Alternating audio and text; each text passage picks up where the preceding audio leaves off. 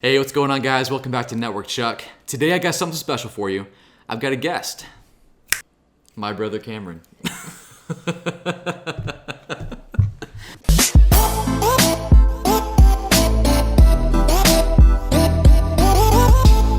This is my brother Cameron. Say hi, brother Cameron. First Hi. coffee.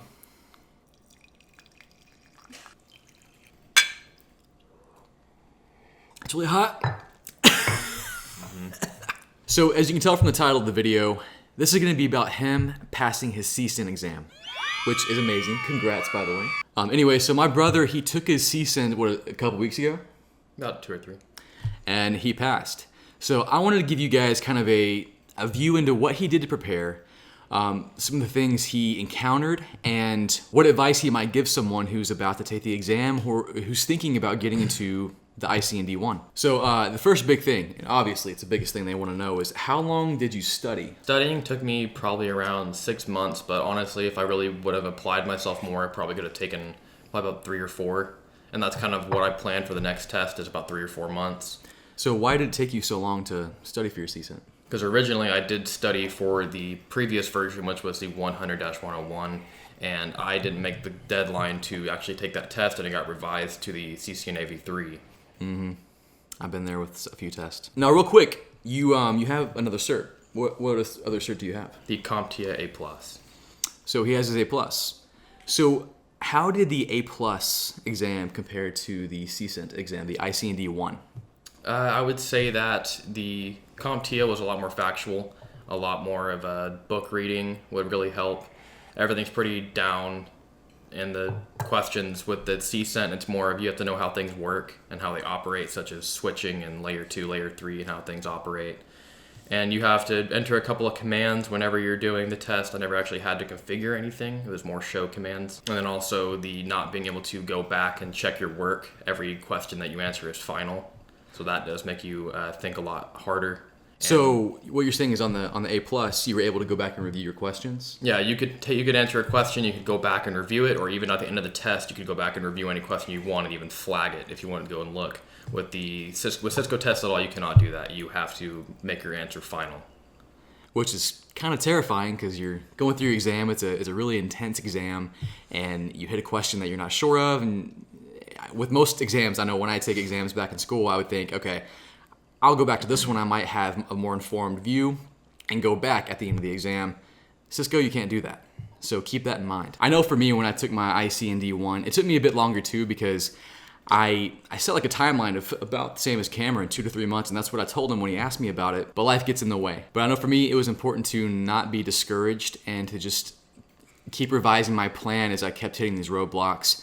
And then also scheduling that exam ahead of time, which you kind of did that, right? I did a month in advance. A month in advance. So he did that to kind of put himself under pressure and really just to put a deadline on it, because you could study forever and never schedule the exam.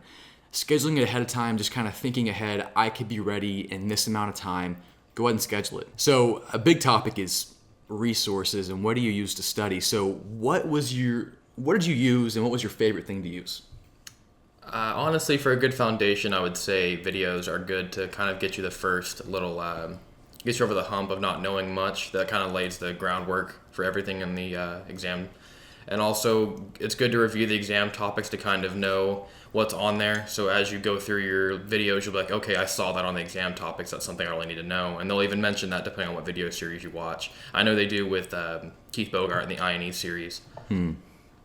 Well, I know this is a big debate, and I know I've given you both and let you use both, but CBT with Chara, and you've got INE with Keith Bogart. What's your favorite? I would have to say I like INE. Ooh. I felt it was very it was professional. I liked the way that Keith Bogart liked to explain things, and it kind of worked well for me in my learning kind of. Now, I have to ask, because you did start out with CBT, so you kind of already had a foundation. Did already having the passion that Chara helps you with, and then that foundation, did that help you move on to INE? That's kind of hard to say. I can't knock Chara. I did like watching his training as well. He's very good, but I don't think that particularly his style would be the one that I would pick. It's nice. I would definitely try the videos out in the future and see how it is. But for the particular test I was taking, I needed a more strict kind of fundamental teaching, and that's what I think Keith Bogart offered. I've done both CBT and INE. For my CCENT and and really my ICND2, the bulk of my studies were CBT nuggets. Jeremy Chara does a lot to keep you motivated, which I think is very important. On the other side, Keith Bogart is a lot drier than Jeremy Chara. Would you agree with that? I would, but honestly, I didn't have any problem staying focused watching his videos. He's not so dry that you lose focus, especially if you enjoy the topic that you're learning. True. So if you already have the passion for the topic, you're already going to be ingrained in it. You're already going to want to do it.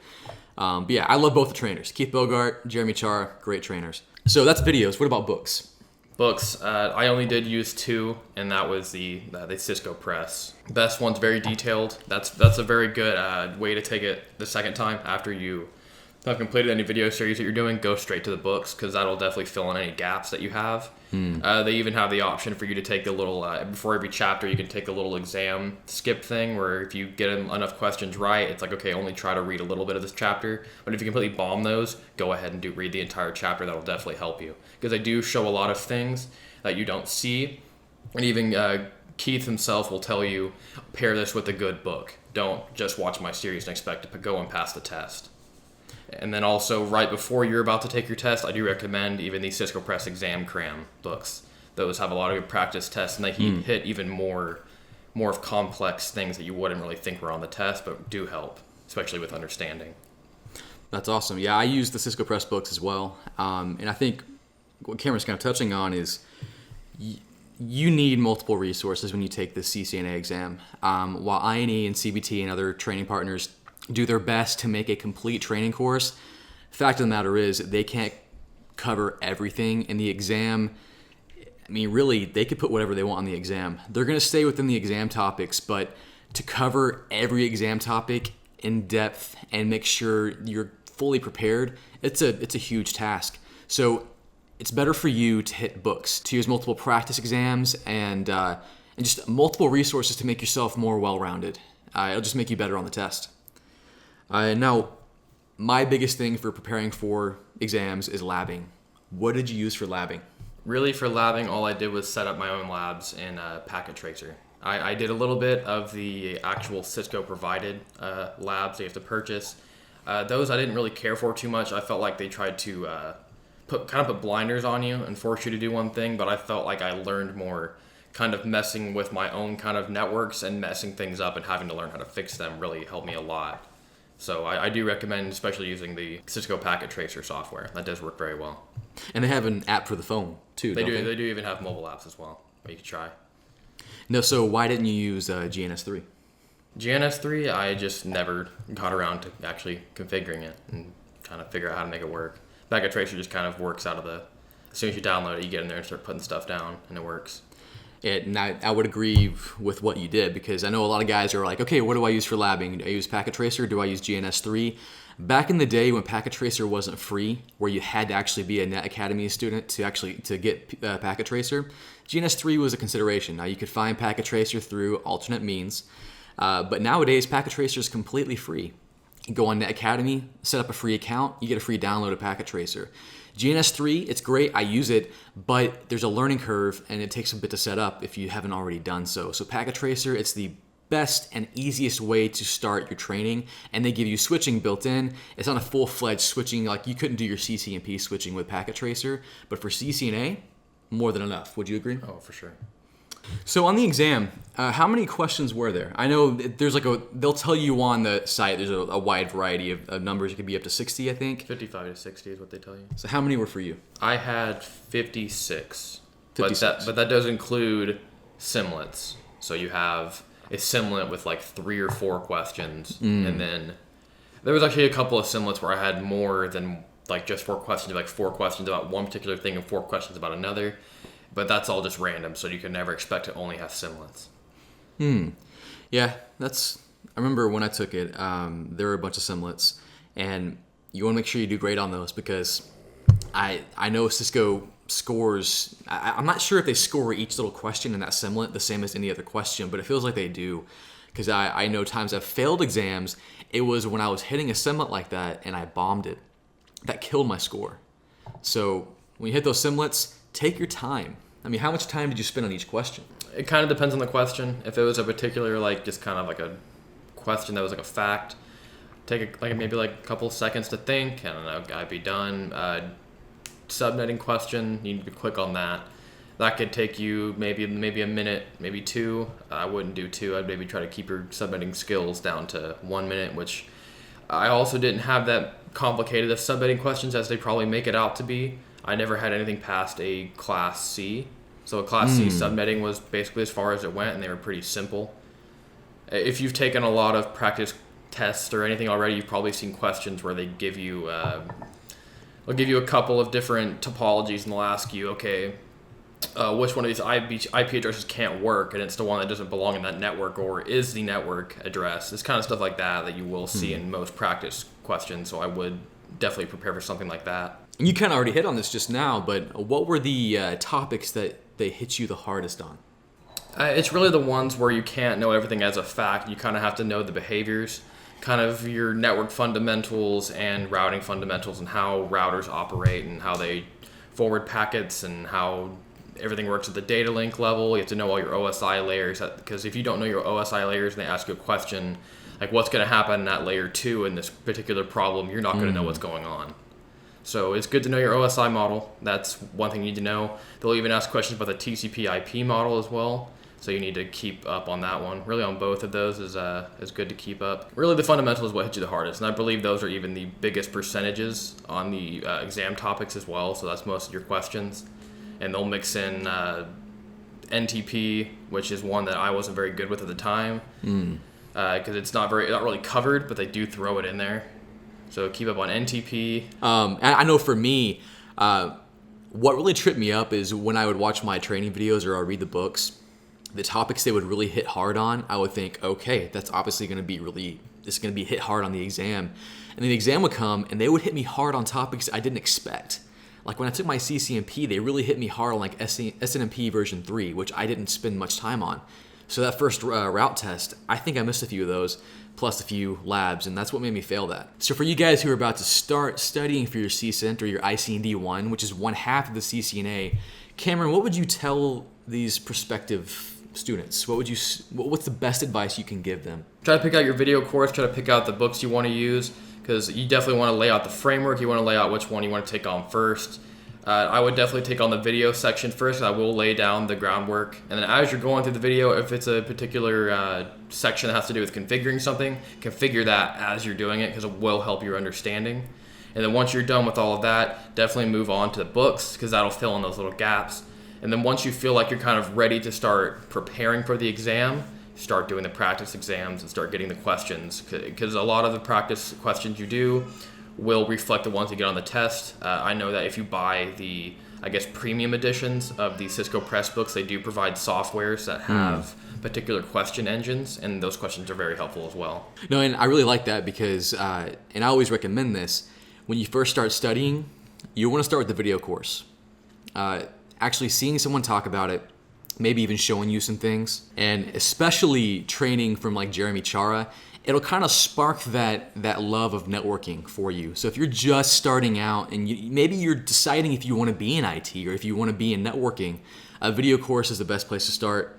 Watch that video and then compare it to your exam topics. Get a great book to fill in those blanks. And then, of course, practice exams are key, and labbing is one of the most important things when you're preparing for your exam. So the day before your exam, you're freaking out, right? That's the biggest moment. You are trying to make sure you're prepared. Cameron, what were you doing the night before? What were you doing to prepare yourself and get yourself psyched up and ready? I would say depending on how you take that night on is kind of depending on how you took the week before. If you really studied hard the week before and you feel like you just can't study anymore, then don't. Then just take that time to relax. Play some video games, read a book, watch a movie. Just do something that can really get you relaxed, because if you keep stressing out, you're going to stress out on the test and you're going to bomb it, because you're going to overthink little questions that you shouldn't. So the hours and even the night before my test, I played video games. I didn't even study, and they worked out fine because it really got me relaxed before my test.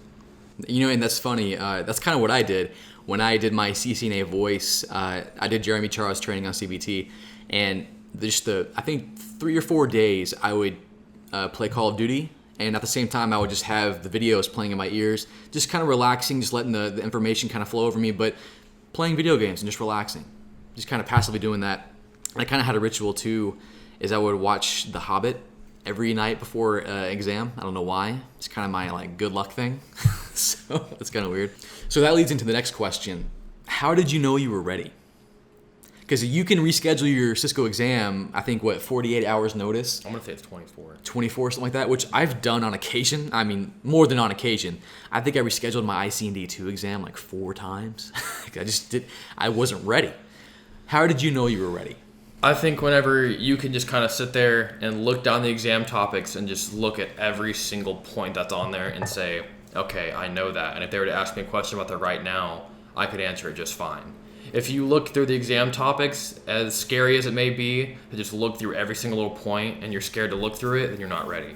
If you can just look through it and you can say, I know that, I know that, I know that, I know that, then you're ready. Excellent. I know for me, I wasn't very consistent with it, but I try to do it, is I would look at the exam topic and see if I could stand up and explain it, like kind of do a mock class with an invisible audience, and I would pick a topic and just go through it. And if I had trouble at a point explaining it, I wouldn't understand it fully, so I'd have to go back and read it. And I know a big part for me was practice exams. So explain your situation with that. How often were you doing them? What grade were you making where you felt comfortable enough to actually take the exam? I can honestly say that I didn't consistently finish the practice exams. And I know it's a bad habit where I would get probably halfway through and I'd panic wanting to know my score and I would quit and look through all the questions that I got right. But it's good to get just a sheet of paper and notes, and every single question that you get wrong, you can even do these in little study modes where you can get the answer immediately to know if you got it right or not. I would do those a couple of times. Every time you get an answer right, just go along, get one wrong, write it down. And even if you use the Cisco Press software, they'll even link you to the part of the book where that particular question will lie.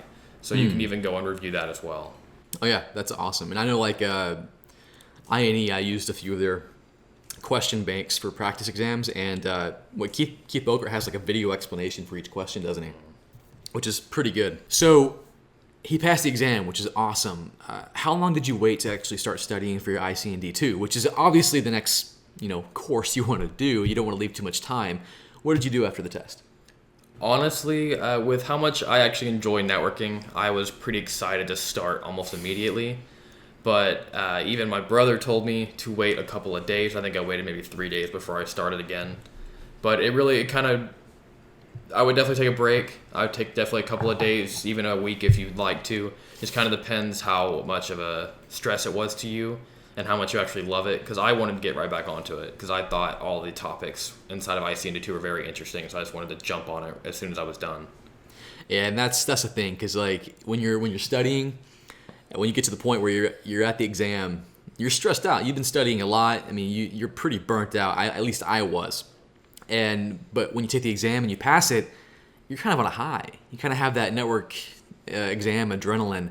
So it's not a bad thing to try and ride that and then keep studying, but you're going to crash eventually. So you have to keep that in mind. You have to refresh yourself because you have been studying for a long time to pass this exam and you are spent mentally.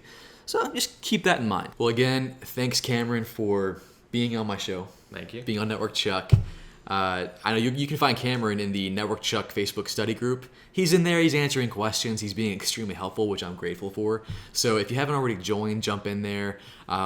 All you guys trying to get certified, I answer questions when I can. There's a bunch of guys already in there answering questions or asking questions. So we all need each other's help to get certified. All right, guys, well, that's about it. I hope you like this different format where, we take an actual test taker and find out their experience. I took the CCENT back in, I think it was 2012, 13 or something. So a lot's changed since then. So it's good to have a recent test taker's perspective. So I hope you like this. Let me know in the comments below your CCENT experience, your ICND1 experience, or any exam experience. And if you're about to take it and you have questions, put them in the comments. I'll see if Cameron might answer a few of them. If you need help on any resources or books or anything, go to NetworkChuck.com. I list my favorite resources there. And if you have any questions, need any help, let me know in the comments below. Thanks for stopping by, and let's get certified together. Yeah. And catch you next time.